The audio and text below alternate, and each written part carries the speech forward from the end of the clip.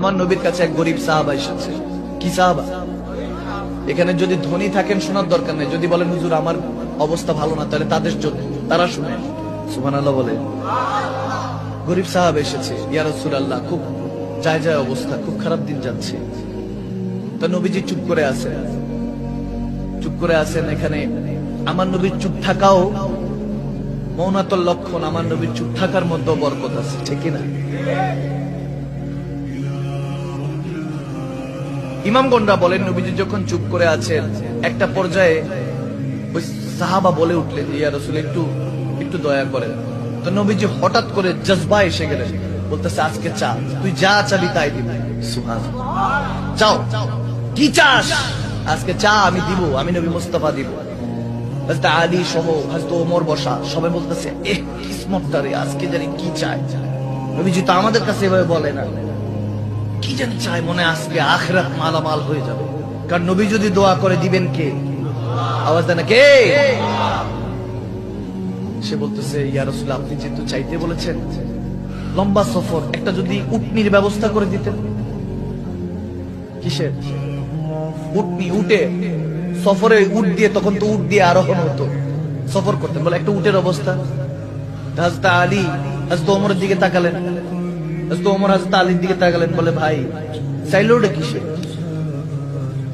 কি অপরচুনিটি, কত কিছু দামি, কত কিছু চাইতে পারতো, চাইলো কিসে? কারে তুই দেখ কে চাইতে বলছে, কি চাইতে বলছে, দরবার দেখ, তোর প্রশ্ন দেখ, চাইলি কি?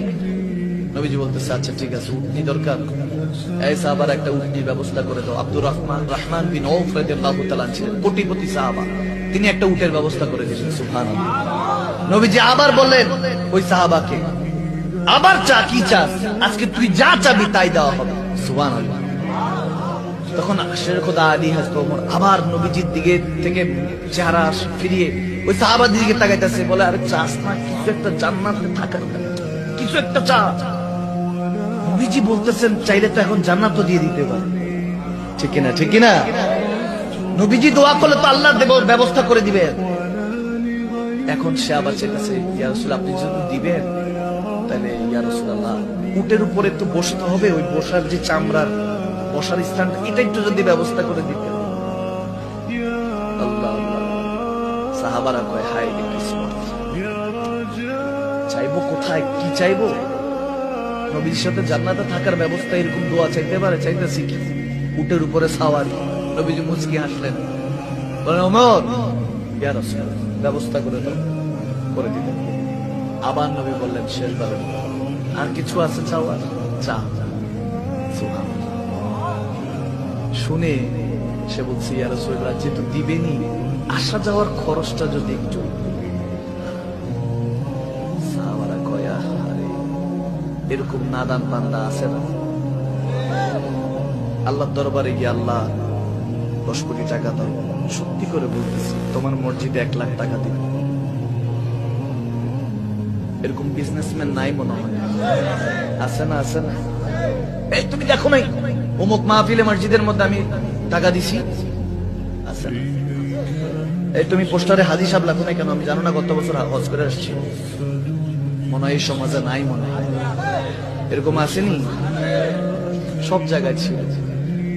এরপর নবী শিখাচ্ছেন, দেখেন নবীজি বলতেছে তোমার কথা শুনে হায় রে সাহাবা, সাহাবারা তো নবীজি যখন মুস্কি হাসি দিতেন সব সাহাবারা খুশি হয়ে যেতেন। সুবহানাল্লাহ। আমার নবী তাবাসসুম, মুস্কি হাসির মধ্যে রওনক, মানে সব সাহাবাকে নিয়ে মনে হয় যেন নিয়ে নিয়েছেন, হাসি দিয়ে মজমাটা নিয়ে নিয়েছেন, এরকম হতো। নবীজি মুস্কি হাসি দিয়ে বলতেছে তোকে দেখে হযরত মূসা আলাইহিস সালামের জামানার এক বুড়ির কথা মনে পড়ে গেল।